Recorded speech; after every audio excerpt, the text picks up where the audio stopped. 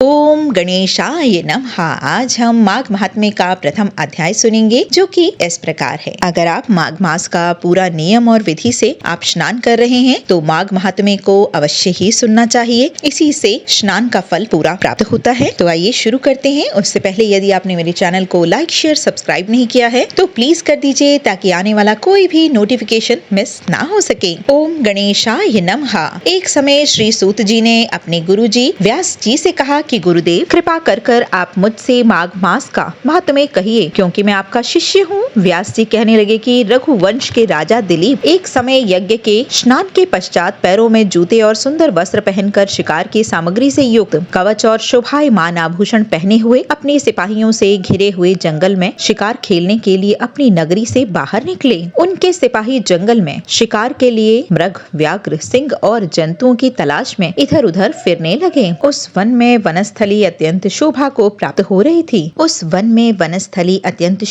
प्राप्त हो रही थी। कहीं कहीं मृगों के झुंड घूमते फिरते थे, कहीं गीदड़ अपना भयंकर शब्द कर रहे थे, कहीं गैंडों का समूह हाथियों के समान फिर रहा था, कहीं वृक्षों के कोटरों से बैठे हुए उल्लू अपना भयानक शब्द कह रहे थे, कहीं सिंगों के पद चिन्हों के साथ घायल मृगों के रक्त से भूमि लाल हो रही थी, कहीं दूध से भरी थनों वाली सुंदर भैंसें फिर रही थीं, कहीं पर सुगंधित पुष्प, हरी हरी लताएं वन की शोभा को बढ़ा रही थीं, कहीं बड़े बड़े पेड़ खड़े थे तो कहीं पर उन पेड़ों पर बड़े बड़े अजगर और उनकी केंचुलियां भी पड़ी हुई थीं। उसी समय राजा के सिपाहियों के बाजे की आवाज सुनकर एक मृग वन में से निकलकर भागने लगा और बड़ी बड़ी चौकड़ियां भरता हुआ आगे बढ़ा। राजा ने उसके पीछे अपना घोड़ा दौड़ाया, परंतु मृग पूरी शक्ति से भागने लगा। मृग कांटेदार वृक्षों के एक जंगल में घुसा और राजा ने भी उसके पीछे वन में प्रवेश किया, परंतु दूर जाकर मृग राजा की दृष्टि से ओझल होकर निकल गया। राजा निर्जन वन में अपने सैनिकों सहित प्यास के मारे अति दुखी हो गया। दोपहर के समय अधिक मार्ग चलने से सैनिक थक गए और घोड़े रुक गए। कुछ देर बाद राजा ने एक बड़ा भारी सुंदर सरोवर देखा, जिसके किनारे पर घने वृक्ष थे, जिसका जल सज्जनों के हृदय के समान स्वच्छ और पवित्र था। सरोवर का जल लहरों से बड़ा सुंदर लगता था। जल में अनेक प्रकार के जल जंतु, मछलियां आदि स्वच्छंदता से इधर उधर फिर रही थी। दुष्टों के समान निर्दयी चित्त वाले मगरमच्छ भी थे। किसी किसी जगह लोभी के समान सिमाल भी पड़ी हुई थीं। जैसे विपत्ति में पड़े हुए लोगों को दुखों को हरने वाले दानी पुरुष के समान यह सरोवर अपने जल से सबको सुखी करता है, वैसे ही मेघ चातक के दुख को हरता है। इस सरोवर को देखकर राजा की थकावट दूर हो गई। रात्रि को राजा ने वहीं विश्राम किया और सैनिक पहरा देने लगे और चारों तरफ फैल गए। रात के अंतिम समय में शुक्रों के एक झुंड ने आकर सरोवर में पानी पिया और कमल के झुंड के पास आया और शिकारियों ने सावधान होकर शुक्रों पर आक्रमण किया और उनको मारकर पृथ्वी पर गिरा दिया। उस समय सब शिकारी कोलाहल करते हुए बड़ी प्रसन्नता के साथ राजा के पास गए और राजा प्रातः हुई देखकर उनके साथ ही अपनी नगरी की तरफ चल पड़ा, जिनका शरीर तपस्या और नियमों के कारण बिल्कुल सूख गया था, जो मृगशाला और बलकल पहने हुए था और नख और रोम तथा केश धारण किए हुए था। राजा ने ऐसे घोर तपस्वी को देखकर बड़े आश्चर्य से उनको प्रणाम किया और हाथ जोड़कर खड़े हो गए। तपस्वी ने राजा से कहा कि हे राजन, इस पुण्य शुभ माघ में इस सरोवर को छोड़कर तुम यहाँ से क्यों जाने की इच्छा करते हो? तब राजा कहने लगे कि महात्मन, मैं तो माघ मास में स्नान के फल को कुछ भी नहीं जानता। कृपा कर आप मुझे विस्तार पूर्वक बतलाइए। बोलो लक्ष्मी नारायण भगवान की जय। बोलो द्वारिकाधीश की जय हो।